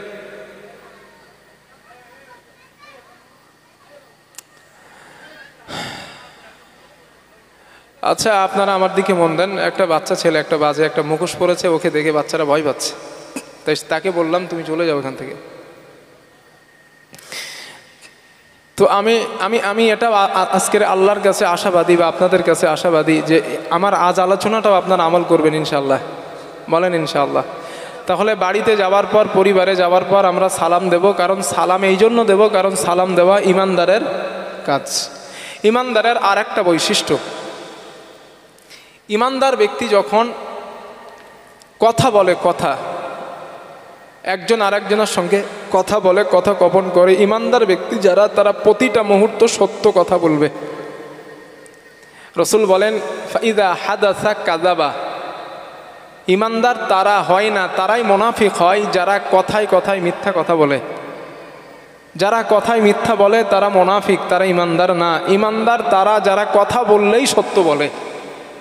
কারণ রসুল সাল্লাল্লাহু আলাইহি ওয়াসাল্লাম বলেছেন মিথ্যা হলো সমস্ত গুনার বাপ। আপনি একটা সত্যকে, একটা মিথ্যাকে ঢাকা দিতে যাবেন, দেখবেন ওটাকে ঢাকা দিতে যেয়ে হাজারো মিথ্যা কথা আপনাকে বলতে হবে। এই জন্য রসুল বলেন উম্মাত মিথ্যা থেকে সবসময় নিজেকে এড়িয়ে রাখার চেষ্টা করবা, কারণ ইমানদার ব্যক্তি কখনো মিথ্যার আশ্রয় নিতে পারে না। ভোটের সময় আসলে দেখবেন মিথ্যার ফুলঝুরি বয়, আমি জিততে পারলে এইটা করবো, সেইটা করবো, এইটা করি, এইটা করেই দেবো ভাই, কিন্তু ভোট পার হয়ে যাওয়ার পরে আর কোনো খবর থাকে না। মানে মিথ্যার পিএইচডি করে মানুষ বক্তব্য দেন। দেখেন কেউ যদি কোনো পার্টি টাটি করেন গায়ে টেনে নেন না, যেটা বাস্তবতা সেটা বলছি। আমি তো আসমান থেকে উড়ে আসি নাই, আমি তো আপনাদের সমাজেরই মানুষ, তাই না? আমি তো বক্তব্য শুনেছি নেতাদের, অনেক খুচরো নেতাদের বক্তব্য শুনছি। এমন এমন ডায়লগ দেয়, ফেরেশতারাও চিন্তা করে ডায়লগ বেটা পাইছে কোথায় রে। কিন্তু ভোট চলে যাওয়ার পরে ওদের আর খুঁজেই পাওয়া যায় না। এসি ঘরে যায়, গরিব মানুষ একটা সই আনতে যায়, স্যার আপনার একটা সই লাগবে, স্যার এখন বিশ্রাম করছেন, কাল এসো। কাল গেছে, স্যার এখন খানা খাচ্ছে, পরশু এসো। পরশু গিয়েছে, স্যার এখন বিশাল ব্যস্ত ভাই, মিটিংয়ে আছেন, তার পরের দিন এসো। কিন্তু ভোটের সময় স্যার বাড়ি বাড়ি বারবার আসছে, আমি তোমার চিরতরের বন্ধু, তোমার বিপদ আপদ আমার কাছে গেলেই ডাকলেই সাড়া দিব। ভোটের পরে আর খবর থাকে না। খুব একটা ভুল বলে ফেলিস মনে হয় নাকি চাজি? এই জন্য নেতা বানানোর সময় দেখে শুনে বানাবেন, কাজ দেবে। যাকে ভোট দেবেন সে যে পার্টি করেন, আমি রাজনীতি করি না বা কোনো কারোর পক্ষে বিপক্ষেও বলি না, তবে এটা দাবি আমার, আপনাদের একজন দিনী ভাই হিসাবে অনুরোধ করছি আপনাদের, যাকে নেতা বানাবেন ভোট দিবেন সে যেই হোক, ব্যক্তিটা যেন ভালো হয়, আপনার কাজে আসে। টাকা পয়সা রাষ্ট্র থেকে যা আসবে ওগুলো যেন আপনাকে গরিবকে যথাযথ বন্টন করেন, এমন ব্যক্তিকে ভোট দিয়েন, লাভ হবে। না আছে এরকম ব্যক্তি, খুঁজলে পাওয়া যাবে চাচি, খুঁজলে পাওয়া যাবে। না নেই না, এমন মানুষ না থাকলে কিন্তু দুনিয়া শেষ হয়ে যেত। ভালো মানুষ না থাকলে দুনিয়া শেষ হতো। এখনো আছে, এখনো অনেক আছে, আমাদের খুঁজে নিতে হবে। 2 জন 4 জন ভোটে দাঁড়ায় আছে, এর মধ্যে অ্যানালাইসিস করতে হবে কোন ব্যক্তি ভালো। আমি এই পার্টি করি বলে সেই পার্টিতে একজন খারাপ জঘন্য লোক ভোটে দাঁড়িয়েছে, আমি পার্টি করেই বলি তাকে ভোট দিব না, এটা ঠিক না। বিশেষ করে অঞ্চল ভোটে এইসবগুলো দেখা দরকার, প্রার্থী দেখে ভোট দেওয়া উচিত। কারণ অঞ্চল যিনি হন, যার হাতে থাকেন, তার কাছ থেকেই কিন্তু অবদানটা পাওয়া যায়। এই জন্য অঞ্চলে ভালো মানুষকে পাঠানো দরকার। না তো আপনার বাড়িতে কোনো সমস্যা হয়েছে, বিচার নিতে গেলে আপনার কাছে টাকা চাইবে, যে সমাধান দিব, টাকা দেন, ঘুষ চাবে। ভোট হলে না, তাই চাচ্ছি। হ্যাঁ, আল্লাহ সাহায্য করেন।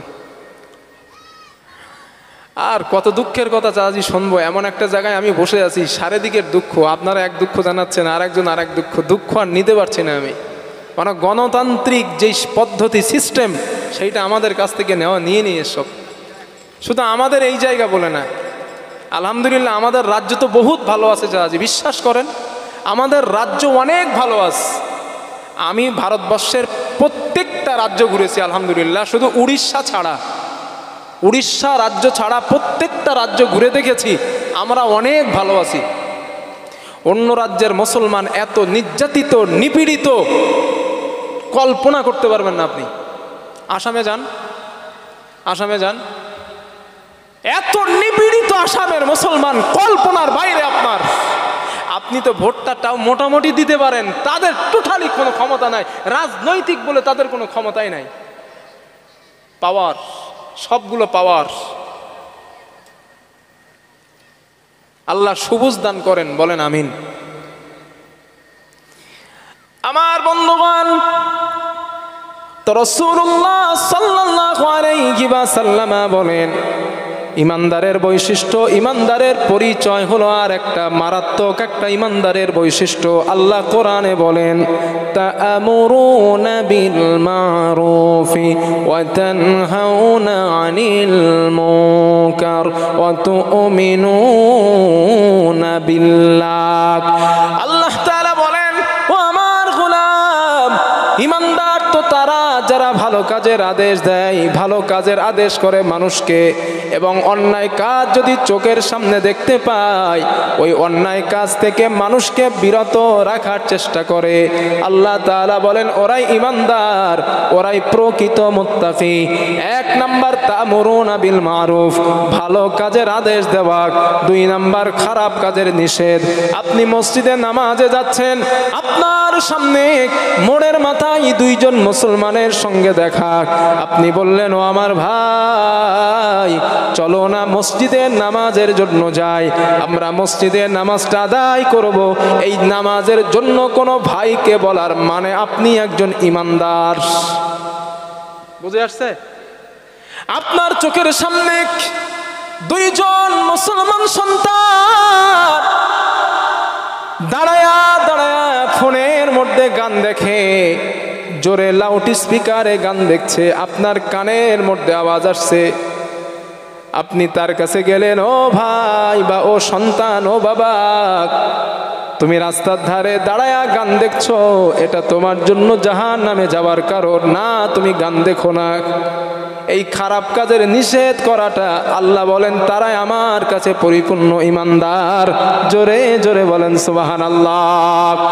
এখন আপনি যদি চিন্তা করলেন, আমি একা নামাজি, আমি মসজিদে নামাজে যাব, নিজে নামাজ পড়বো, নিজের জান্নাতটা নিজে আমি বানাবো, কারণ আমার নিজের হিসাবটা নিজেকেই দিতে হবে। এই চিন্তা করে মসজিদে গেলেন, নামাজের ব্যাপারে পরিবারকেও তালিম দিলেন না, রাস্তায় কাউকে বললেন না, ভালো কাজের আদেশ দিলেন না, আপনার জন্য জান্নাতে যাওয়াটা কঠিন হয়ে যাবে। অথবা আপনার সামনে খারাপ কাজ আপনি দেখলেন, ওই খারাপ কাজ দেখার পর নিজেকে এড়িয়ে রাখলেন, না না, আমি যদি খারাপ কাজের বিরোধিতা করতে যাই, তারা আমার এগেইনস্টে দাঁড়িয়ে যাবে, আমার বিরুদ্ধচরণ করবে, দরকার নাই, আমি নিজের জায়গাটা ঠিক রেখে দেই। এই চিন্তা যদি করেন, জান্নাতে যাওয়াটা কঠিন হয়ে যাবে। যদি বলেন কেন, বুখারীর বর্ণনায় রাসূলুল্লাহ সাল্লাল্লাহু আলাইহি ওয়াসাল্লাম বলেন, আল্লাহর নবী বলেন, আমার উম্মত ও আমার সাহাবারা লূত পয়গম্বরের জামানায় আমার আল্লাহ জিবরাইলকে বলেন, জিবরিল, আমার পয়গম্বর লূতকে বলে দাও ঈমানদারদেরকে নিয়ে অমুক পাহাড়ের মাথায় চলে যাওয়ার জন্য, চলে যাবার পর জমিনটাকে নিয়ে তুমি উল্টে দিবা, ওই মানুষ সুদ্ধা উল্টে দিবা।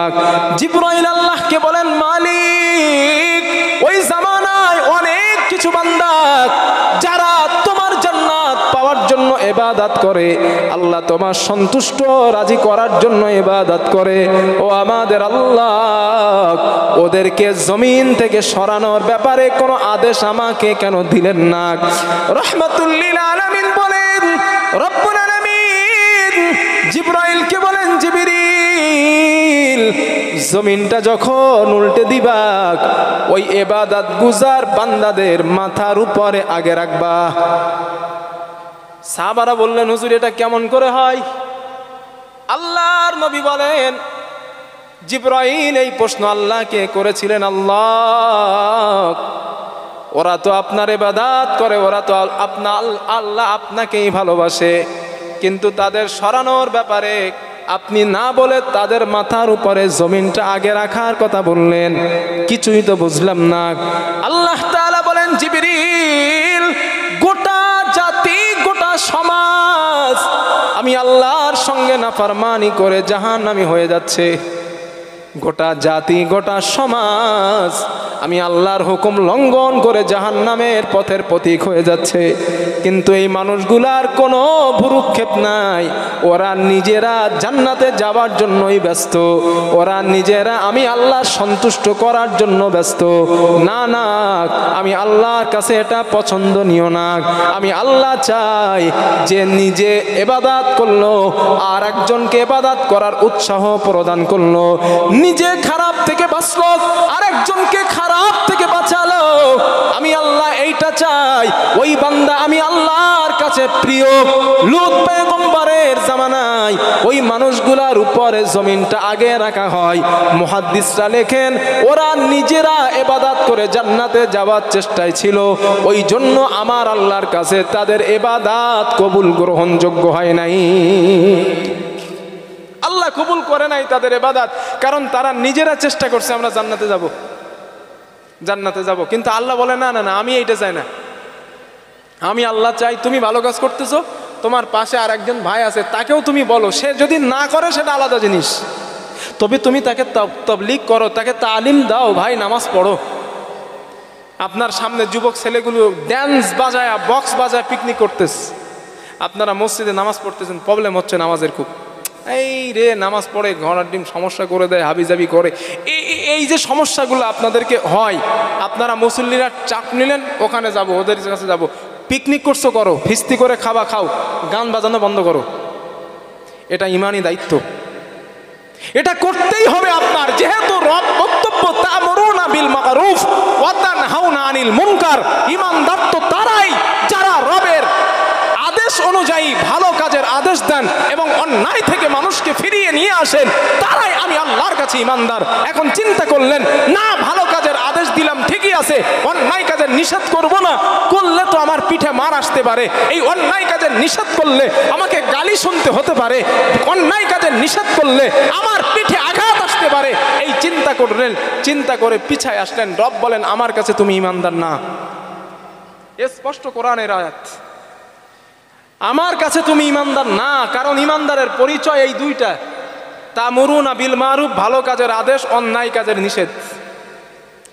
তবে ভালো কাজের আদেশ দিলে হয়তো আপনার গালি না শুনতে হতে পারে, অন্যায় কাজের নিষেধ করলে মার খেতে হতে পারে।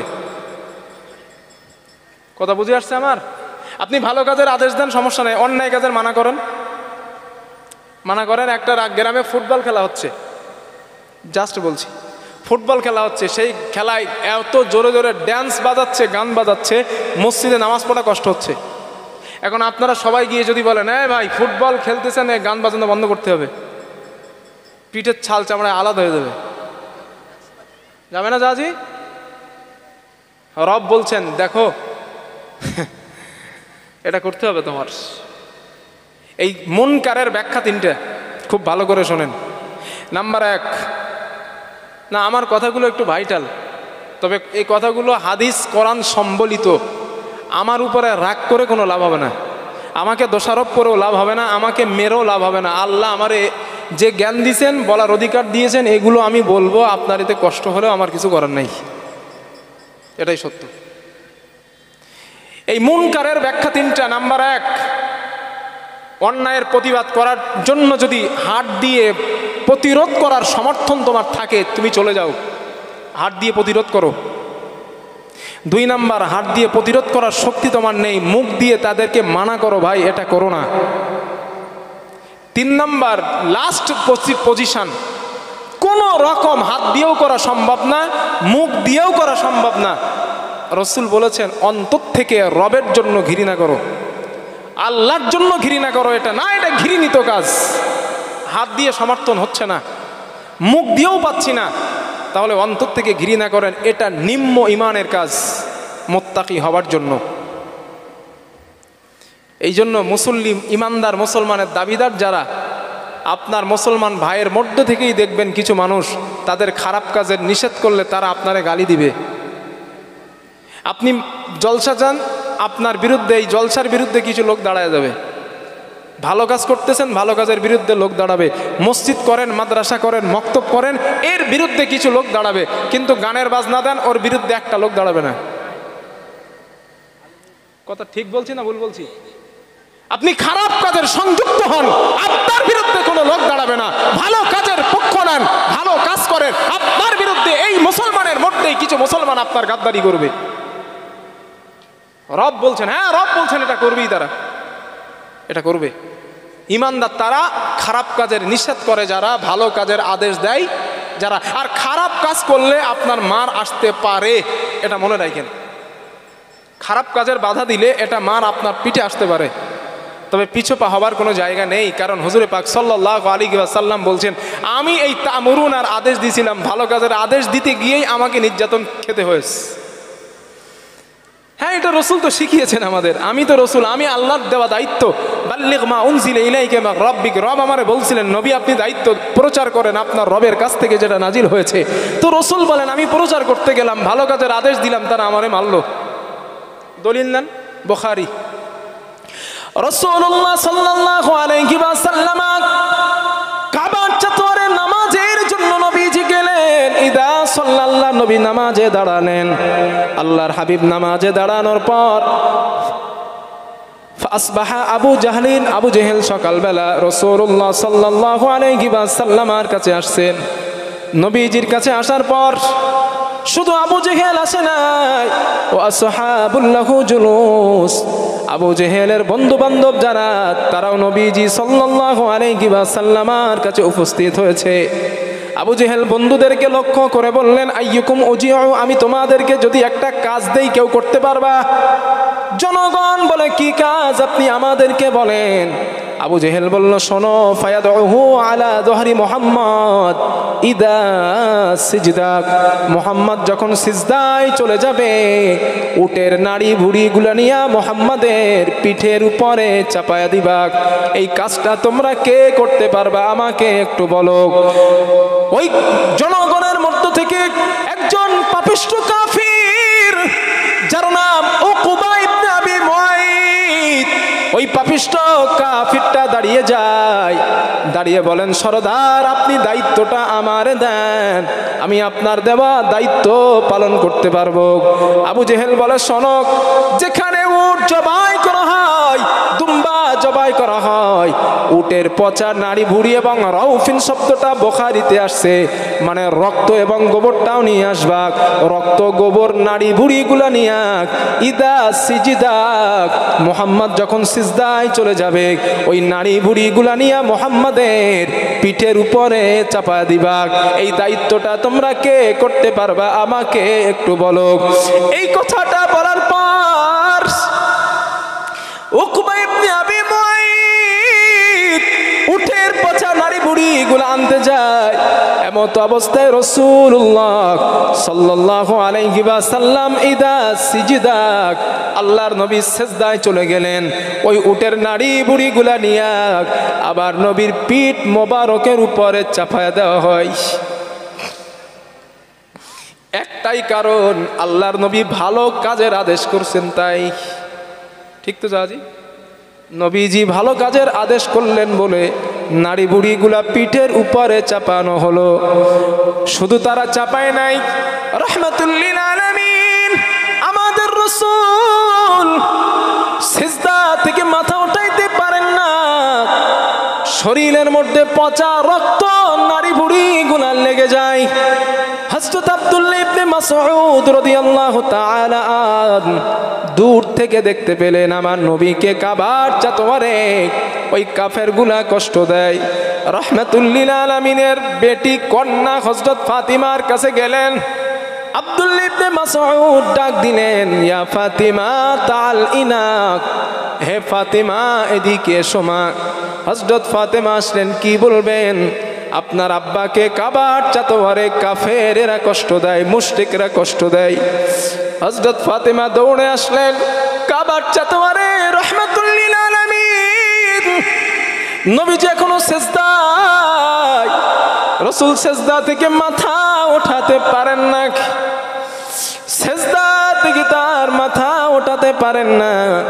হযরত ফাতিমা গিয়া নবীর পিঠ থেকে নাড়ি বুড়িগুলা নিচেই ফেলে দিলেন, শরীর থেকে রক্তগুলো মুছে দিলেন।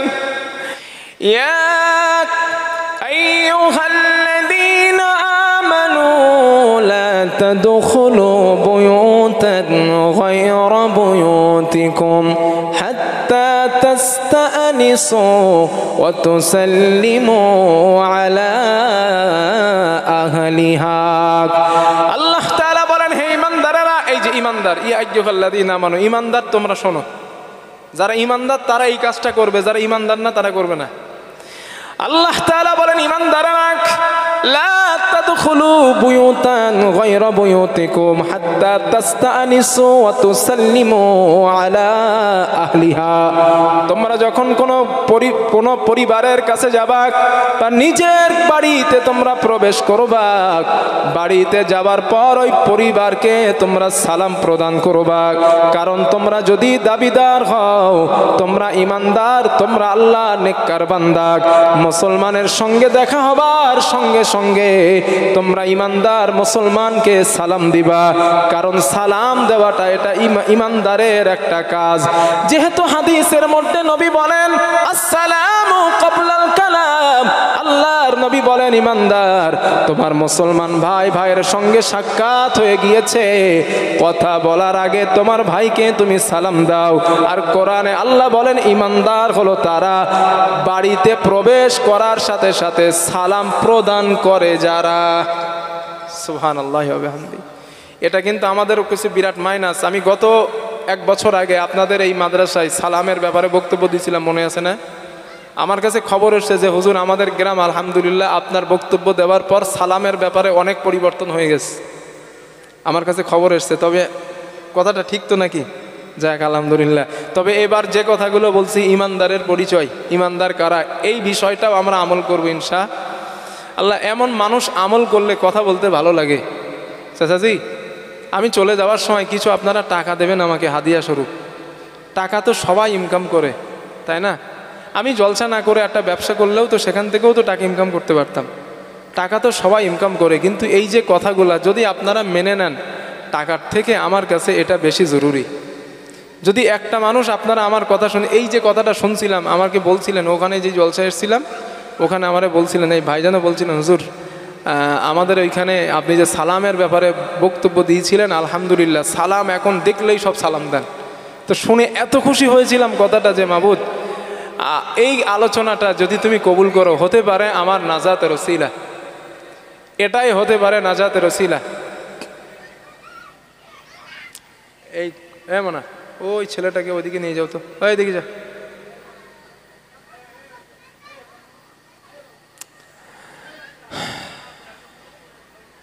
আচ্ছা আপনারা আমার দিকে মন দেন। একটা বাচ্চা ছেলে একটা বাজে একটা মুখোশ পরেছে, ওকে দেখে বাচ্চারা ভয় পাচ্ছে, তাই তাকে বললাম তুমি চলে যাও এখান থেকে।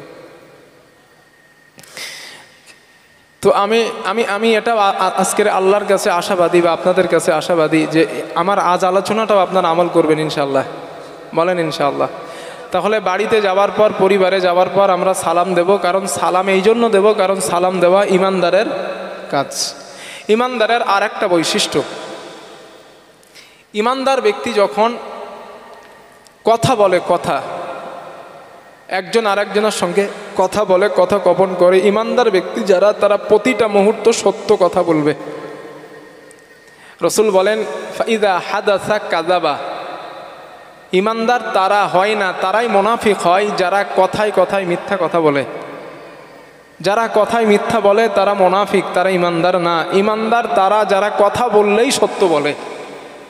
কারণ রসুল সাল্লাল্লাহু আলাইহি ওয়াসাল্লাম বলেছেন, মিথ্যা হলো সমস্ত গুনার বাপ।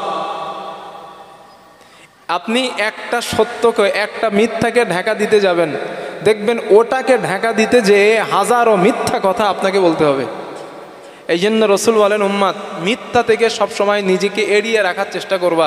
কারণ ইমানদার ব্যক্তি কখনো মিথ্যার আশ্রয় নিতে পারে না। ভোটের সময় আসলে দেখবেন মিথ্যার ফুলঝুরি বয়, আমি জিততে পারলে এইটা করবো, সেইটা করবো, এইটা করি, এইটা করেই দেবো ভাই। কিন্তু ভোট পার হয়ে যাওয়ার পরে আর কোনো খবর থাকে না। মানে মিথ্যার পিএইচডি করে মানুষ বক্তব্য দেন। দেখেন, কেউ যদি কোনো পার্টি টাটি করেন গায়ে টেনে নেন না, যেটা বাস্তবতা সেটা বলছি। আমি তো আসমান থেকে উড়ে আসি নাই, আমি তো আপনাদের সমাজেরই মানুষ, তাই না? আমি তো বক্তব্য শুনেছি নেতাদের, অনেক খুচরো নেতাদের বক্তব্য শুনছি। এমন এমন ডায়লগ দেয়, ফেরেশতারাও চিন্তা করে ডায়লগ বেটা পাইছে কোথায় রে। কিন্তু ভোট চলে যাওয়ার পরে ওদের আর খুঁজেই পাওয়া যায় না। এসি করে যায়, গরিব মানুষ একটা সই আনতে যায়, স্যার আপনার একটা সই লাগবে, স্যার এখন বিশ্রাম করছেন, কাল এসো। কাল গেছে, স্যার এখন খানা খাচ্ছে, পরশু এসো। পরশু গিয়েছে, স্যার এখন বিশাল ব্যস্ত ভাই, মিটিংয়ে আছেন, তার পরের দিন এসো। কিন্তু ভোটের সময় স্যার বাড়ি বাড়ি বারবার আসছে, আমি তোমার চিরতরের বন্ধু, তোমার বিপদ আপদ আমার কাছে গেলেই ডাকলেই সাড়া দিব। ভোটের পরে আর খবর থাকে না। খুব একটা ভুল বলে ফেলিস মনে হয় নাকি চাচি? এই জন্য নেতা বানানোর সময় দেখে শুনে বানাবেন, কাজ দেবে। যাকে ভোট দেবেন সে যে পার্টি করেন, আমি রাজনীতি করি না বা কোনো কারোর পক্ষে বিপক্ষেও বলি না, তবে এটা দাবি আমার, আপনাদের একজন দিনী ভাই হিসাবে অনুরোধ করছি আপনাদের, যাকে নেতা বানাবেন, ভোট দিবেন, সে যেই হোক, ব্যক্তিটা যেন ভালো হয়, আপনার কাজে আসে। টাকা পয়সা রাষ্ট্র থেকে যা আসবে ওগুলো যেন আপনাকে, গরিবকে যথাযথ বন্টন করেন, এমন ব্যক্তিকে ভোট দিয়েন, লাভ হবে। না আছে এরকম ব্যক্তি, খুঁজলে পাওয়া যাবে চাচি, খুঁজলে পাওয়া যাবে। না নেই না, এমন মানুষ না থাকলে কিন্তু দুনিয়া শেষ হয়ে যেত। ভালো মানুষ না থাকলে দুনিয়া শেষ হতো। এখনো আছে, এখনো অনেক আছে, আমাদের খুঁজে নিতে হবে। 2 জন 4 জন ভোটে দাঁড়ায় আছে, এর মধ্যে অ্যানালাইসিস করতে হবে কোন ব্যক্তি ভালো। আমি এই পার্টি করি বলে সেই পার্টিতে একজন খারাপ জঘন্য লোক ভোটে দাঁড়িয়েছে, আমি পার্টি করে বলি তাকে ভোট দিব না, এটা ঠিক না। বিশেষ করে অঞ্চল ভোটে এইসবগুলো দেখা দরকার, প্রার্থী দেখে ভোট দেওয়া উচিত। কারণ অঞ্চল যিনি হন, যার হাতে থাকেন, তার কাছ থেকেই কিন্তু অবদানটা পাওয়া যায়। এই জন্য অঞ্চলে ভালো মানুষকে পাঠানো দরকার। না তো আপনার বাড়িতে কোনো সমস্যা হয়েছে, বিচার নিতে গেলে আপনার কাছে টাকা চাইবে, যে সমাধান দিব, টাকা দেন, ঘুষ চাবে। ভোট হলে না, তাই চাচ্ছি। হ্যাঁ, আল্লাহ সাহায্য করেন। আর কত দুঃখের কথা চাচি শুনবো। এমন একটা জায়গায় আমি বসে আছি, চারিদিকের দুঃখ, আপনারা এক দুঃখ জানাচ্ছেন, আরেকজন আরেক দুঃখ, দুঃখ আর নিতে পারছি না আমি। মানে গণতান্ত্রিক যেই পদ্ধতি, সিস্টেম, সেইটা আমাদের কাছ থেকে নিয়ে নিয়ে সব। শুধু আমাদের এই জায়গা বলে না, আলহামদুলিল্লাহ আমাদের রাজ্য তো বহুত ভালো আছে চাচি, বিশ্বাস করেন, আমাদের রাজ্য অনেক ভালো আছে। আমি ভারতবর্ষের প্রত্যেকটা রাজ্য ঘুরেছি আলহামদুলিল্লাহ, শুধু উড়িষ্যা ছাড়া, উড়িষ্যা রাজ্য ছাড়া প্রত্যেকটা রাজ্য ঘুরে দেখেছি, আমরা অনেক ভালো আছি। অন্য রাজ্যের মুসলমান এত নির্যাতিত, নিপীড়িত, কল্পনা করতে পারবেন না আপনি। আসামে যান, আসামে যান, এত নিপীড়িত আসামের মুসলমান কল্পনার বাইরে আপনার। আপনি তো ভোটটাও মোটামুটি দিতে পারেন, তাদের টোটালি কোনো ক্ষমতা নাই, রাজনৈতিক বলে তাদের কোনো ক্ষমতাই নাই। পাওয়ার, সবগুলো পাওয়ার। আল্লাহ সবুজ দান করেন, বলেন আমিন। আমার বন্ধুগণ, তো রাসূলুল্লাহ সাল্লাল্লাহু আলাইহি ওয়াসাল্লাম বলেন, ইমানদারের বৈশিষ্ট্য, ইমানদারের পরিচয় হলো আর একটা মারাত্মক একটা ইমানদারের বৈশিষ্ট্য। আল্লাহ কোরআনে বলেন, তা'মুরুনা বিল মারুফি ওয়া তানহাউনা আনিল মুনকার ওয়া তু'মিনুনা বিল্লাহ। আল্লাহ তাআলা বলেন, ও আমার গোলাম, ইমানদার তো তারা যারা ভালো কাজের আদেশ দেয়, ভালো কাজের আদেশ করে মানুষকে, এবং অন্যায় কাজ যদি চোখের সামনে দেখতে পায় ওই অন্যায় কাজ থেকে মানুষকে বিরত রাখার চেষ্টা করে। আল্লাহ তাআলা বলেন, ওরাই ইমানদার, ওরাই প্রকৃত মুত্তাকি। এক নাম্বার তা'মুরুনা বিল মারুফ, ভালো কাজের আদেশ দেওয়া। দুই নাম্বার খারাপ কাজের নিষেধ। আপনি মসজিদে নামাজে যাচ্ছেন, আপনার সামনে মোড়ের মাথায় দুইজন মুসলমানের সঙ্গে দেখা, আপনি বললেন, ও আমার ভাই, চলো না মসজিদে নামাজের জন্য যাই, আমরা মসজিদে নামাজটা আদায় করব। এই নামাজের জন্য কোনো ভাইকে বলার মানে আপনি একজন ইমানদার। বুঝে আসছে? আপনার চোখের সামনে দুইজন মুসলমান সন্তান দাঁড়ায়া দাঁড়ায়া ফোনের মধ্যে গান দেখে, জোরে লাউড স্পিকারে গান দেখছে, আপনার কানের মধ্যে আওয়াজ আসছে। আপনি তার কাছে গেলেন, ও ভাই বা ও সন্তান, ও বাবা, তুমি রাস্তার ধারে দাঁড়ায়া গান দেখছো, এটা তোমার জন্য জাহান্নামে যাওয়ার কারণ না, তুমি গান দেখো না। এই খারাপ কাজের নিষেধ করাটা আল্লাহ বলেন তারাই আমার কাছে পরিপূর্ণ ইমানদার। জোরে জোরে বলেন সুবহানাল্লাহ। এখন আপনি যদি চিন্তা করলেন, আমি একা নামাজি, আমি মসজিদে নামাজে যাব, নিজে নামাজ পড়বো, নিজের জান্নাতটা নিজে আমি বানাবো, কারণ আমার নিজের হিসাবটা নিজেকেই দিতে হবে। এই চিন্তা করে মসজিদে গেলেন, নামাজের ব্যাপারে পরিবারকেও তালিম দিলেন না, রাস্তায় কাউকে বললেন না, ভালো কাজের আদেশ দিলেন না, আপনার জন্য জান্নাতে যাওয়াটা কঠিন হয়ে যাবে। অথবা আপনার সামনে খারাপ কাজ আপনি দেখলেন, ওই খারাপ কাজ দেখার পর নিজেকে এড়িয়ে রাখলেন, না না, আমি যদি খারাপ কাজের বিরোধিতা করতে যাই তারা আমার এগেইনস্টে দাঁড়িয়ে যাবে, আমার বিরুদ্ধচরণ করবে, দরকার নাই, আমি নিজের জায়গাটা ঠিক রেখে দেই। এই চিন্তা যদি করেন, জান্নাতে যাওয়াটা কঠিন হয়ে যাবে।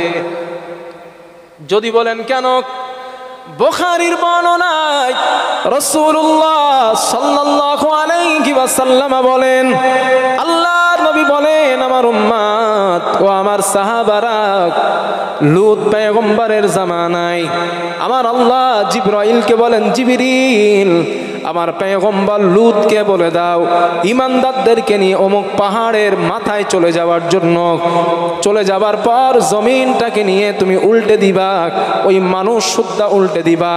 জিবরাইল আল্লাহকে বলেন, মালিক, ওই জামানায় অনেক কিছু বান্দা যারা তোমার জান্নাত পাওয়ার জন্য ইবাদত করে, আল্লাহ তোমার সন্তুষ্ট রাজি করার জন্য ইবাদত করে, ও আমাদের আল্লাহ, ওদেরকে জমিন থেকে সরানোর ব্যাপারে কোনো আদেশ আমাকে কেন দিলেন না? রাহমাতুল লিল আলামিন বলেন, রব্বুল আলামিন জিবরাইলকে বলেন, জিবরিল, জমিনটা যখন উল্টে দিবা ওই ইবাদত গুজার বান্দাদের মাথার উপরে আগে রাখবা। সাহাবারা বললেন, হুজুর এটা কেমন করে হয়? আল্লাহর নবী বলেন, জিবরাইল এই প্রশ্ন আল্লাহকে করেছিলেন, আল্লাহ, ওরা তো আপনার ইবাদত করে, ওরা তো আল্লাহ আপনাকেই ভালোবাসে, কিন্তু তাদের সরানোর ব্যাপারে আপনি না বলে তাদের মাথার উপরে জমিনটা আগে রাখার কথা বললেন, কিছুই তো বুঝলাম না। আল্লাহ তাআলা বলেন, জিবরিল, গোটা জাতি, গোটা সমাজ আমি আল্লাহর সঙ্গে নাফরমানি করে জাহান্নামী হয়ে যাচ্ছে। গোটা জাতি গোটা সমাজ আমি আল্লাহর হুকুম লঙ্ঘন করে জাহান্নামের পথের প্রতীক হয়ে যাচ্ছে। কিন্তু এই মানুষগুলার কোনো ভ্রুক্ষেপ নাই, ওরা নিজেরা জান্নাতে যাওয়ার জন্যই ব্যস্ত, ওরা নিজেরা আমি আল্লাহ সন্তুষ্ট করার জন্য ব্যস্ত। না না, আমি আল্লাহর কাছে এটা পছন্দনীয় না। আমি আল্লাহ চাই যে নিজে ইবাদত করলো আর একজনকে ইবাদত করার উৎসাহ প্রদান করলো, নিজে খারাপ থেকে বাঁচলো আরেকজনকে খারাপ থেকে বাঁচালো। আমি আল্লাহ এইটা চাই। ওই বান্দা আমি আল্লাহর কাছে প্রিয়। লূত পয়গম্বরের জামানায় ওই মানুষগুলার উপরে জমিনটা আগে রাখা হয়। মুহাদ্দিসরা লেখেন ওরা নিজেরা ইবাদত করে জান্নাতে যাওয়ার চেষ্টায় ছিল, ওই জন্য আমার আল্লাহর কাছে তাদের ইবাদত কবুল গ্রহণযোগ্য হয় নাই। আল্লাহ কবুল করে নাই তাদের ইবাদত, কারণ তারা নিজেরা চেষ্টা করছে আমরা জান্নাতে যাব, জান্নাতে যাব। কিন্তু আল্লাহ বলে না না না, আমি এইটা চাই না। আমি আল্লাহ চাই তুমি ভালো কাজ করতেছো, তোমার পাশে আর একজন ভাই আছে তাকেও তুমি বলো, সে যদি না করে সেটা আলাদা জিনিস, তবে তুমি তাকে তাবলীগ করো, তাকে তালিম দাও, ভাই নামাজ পড়ো। আপনার সামনে যুবক ছেলেগুলো ড্যান্স বাজায় বক্স বাজায় পিকনিক করতেছে, আপনারা মসজিদে নামাজ পড়তেছেন, প্রবলেম হচ্ছে নামাজের খুব। এই রে নামাজ পড়ে ঘোড়ার ডিম সমস্যা করে দেয়, হাবিজাবি করে। এই যে সমস্যাগুলো আপনাদেরকে হয়, আপনারা মুসল্লিরা চাপ নিলেন ওখানে যাব, ওদের কাছে যাব, পিকনিক করছো করো, ফিস্তি করে খাওয়া খাও, গান বাজানো বন্ধ করো। এটা ইমানি দায়িত্ব, এটা করতেই হবে আপনার। যেহেতু রব বক্তব্য তা'মুরুনা বিল মা'রুফ ওয়া তানহাউনা আনিল মুনকার, ঈমানদার তো তারাই যারা রবের আদেশ অনুযায়ী ভালো কাজের আদেশ দেন এবং অন্যায় থেকে মানুষকে ফিরিয়ে নিয়ে আসেন, তারাই আমি আল্লাহর কাছে ঈমানদার। এখন চিন্তা করলেন না, ভালো কাজের আদেশ দিলাম ঠিকই আছে, অন্যায় কাজের নিষেধ করব না, করলে তো আমার পিঠে মার আসতে পারে, এই অন্যায় কাজের নিষেধ করলে আমাকে গালি শুনতে হতে পারে, অন্যায় কাজের নিষেধ করলে আমার পিঠে আঘাত আসতে পারে। এই চিন্তা করলেন, চিন্তা করে পিছায় আসলেন। রব বলেন আমার কাছে তুমি ঈমানদার না। স্পষ্ট কোরআনের আয়াত, আমার কাছে তুমি ঈমানদার না। কারণ ঈমানদারের পরিচয় এই দুইটা, তা'মুরুনা বিল মা'রুফ, ভালো কাজের আদেশ, অন্যায় কাজের নিষেধ। তবে ভালো কাজের আদেশ দিলে হয়তো আপনার গালি না শুনতে হতে পারে, অন্যায় কাজের নিষেধ করলে মার খেতে হতে পারে। কথা বুঝে আসছে আমার? আপনি ভালো কাজের আদেশ দেন সমস্যা নেই, অন্যায় কাজের মানা করেন, মানা করেন। একটা গ্রামে ফুটবল খেলা হচ্ছে, জাস্ট বলছি, ফুটবল খেলা হচ্ছে, সেই খেলায় এত জোরে জোরে ড্যান্স বাজাচ্ছে, গান বাজাচ্ছে, মসজিদে নামাজ পড়া কষ্ট হচ্ছে। এখন আপনারা সবাই গিয়ে যদি বলেন এই ভাই ফুটবল খেলতেছেন, গান বাজানো বন্ধ করতে হবে, পিঠের ছাল চামড়ায় আলাদা হয়ে যাবে, যাবে না জাজি? রব বলছেন দেখো এটা করতে হবে তোমার। এই মুনকারের ব্যাখ্যা তিনটা, খুব ভালো করে শোনেন।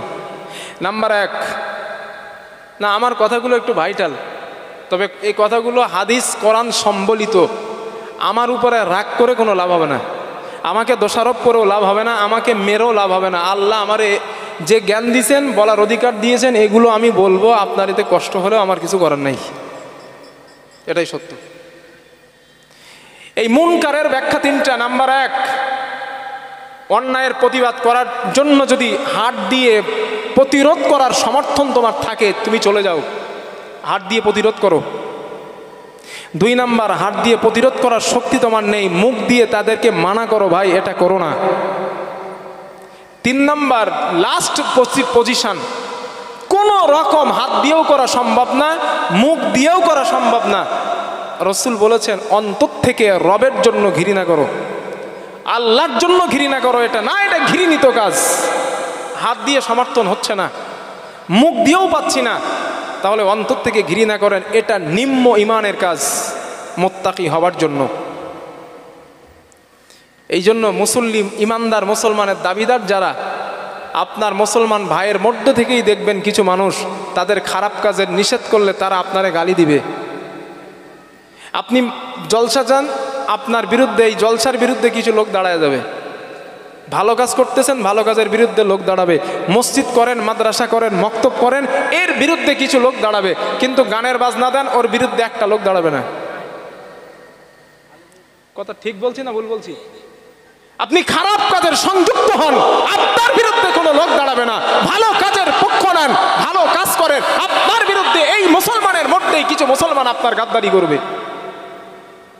রব বলছেন, হ্যাঁ রব বলছেন এটা করবেই, তারা এটা করবে। ইমানদার তারা খারাপ কাজের নিষেধ করে যারা, ভালো কাজের আদেশ দেয় যারা। আর খারাপ কাজ করলে আপনার মার আসতে পারে, এটা মনে রাখেন। খারাপ কাজের বাধা দিলে এটা মার আপনার পিঠে আসতে পারে, তবে পিছু পা হবার কোনো জায়গা নেই। কারণ হুজুরে পাক সাল্লাল্লাহু আলাইহি ওয়াসাল্লাম বলছেন, আমি এই তা'মুরুন আর আদেশ দিয়েছিলাম, ভালো কাজের আদেশ দিতে গিয়েই আমাকে নির্যাতন খেতে হয়েছে। হ্যাঁ, এটা রসুল তো শিখিয়েছেন আমাদের, আমি তো রসুল, আমি আল্লাহর দেওয়া দায়িত্ব, বাল্লিগ মা উনজিলা ইলাইকা মির রাব্বিক, রব আমারে বলছিলেন নবী আপনি দায়িত্ব প্রচার করেন আপনার রবের কাছ থেকে যেটা নাজিল হয়েছে। তো রসুল বলেন আমি প্রচার করতে গেলাম, ভালো কাজের আদেশ দিলাম, তারা আমারে মারলো। দলিল নেন বুখারী। রাসূলুল্লাহ সাল্লাল্লাহু আলাইহি ওয়াসাল্লাম কাবার চত্বরে নামাজের জন্য নবীজি গেলেন। ইদা সাল্লাল্লাহু, নবী নামাজে দাঁড়ালেন। আল্লাহর হাবিব নামাজে দাঁড়ানোর পর ফাসবাহা আবু জাহলিন, আবু জেহেল সকালবেলা রাসূলুল্লাহ সাল্লাল্লাহু আলাইহি ওয়াসাল্লামের কাছে আসছেন। নবীজির কাছে আসার পর শুধু আবু জেহেল আসে নাই, ও আসহাবুল লাহু জুলুস, আবু জেহেলের বন্ধু বান্ধব যারা, তারাও নবীজি সাল্লাল্লাহু আলাইহি ওয়াসাল্লামের কাছে উপস্থিত হয়েছে। আবু জেহেল বন্ধুদেরকে লক্ষ্য করে বললেন, আইয়ুকুম উজিউ, আমি তোমাদেরকে যদি একটা কাজ দেই কেউ করতে পারবা? জনগণ বলে, কি কাজ আপনি আমাদেরকে বলেন। আবু জেহেল বলল, শোনো, ফায়াদউহু আলা যহরি মুহাম্মদ ইদা সিজদা, মুহাম্মদ যখন সিজদায় চলে যাবে উটের নাড়ি ভুড়িগুলো নিয়ে মুহাম্মাদের পিঠের উপরে চাপায়া দিবা। এই কাজটা তোমরা কে করতে পারবা আমাকে একটু বলো। ওই জনগণের মধ্য থেকে একজন পাপিষ্ঠ কাফির যার নাম উকবা ইবনে আবি মুআইত, ওই পাপিষ্ঠ কাফিরটা দাঁড়িয়ে যায়, দাঁড়িয়ে বলেন, সরদার আপনি দায়িত্বটা আমারে দেন, আমি আপনার দেওয়া দায়িত্ব পালন করতে পারবো। আবু জেহেল বলে, শোনক, যেখানে উট জবাই করা হয়, দুম্বা জবাই করা হয়, উটের পচা নাড়ি ভুড়ি এবং রাউফিন শব্দটা বুখারীতে আসছে, মানে রক্ত এবং গোবরটাও নিয়ে আসবা।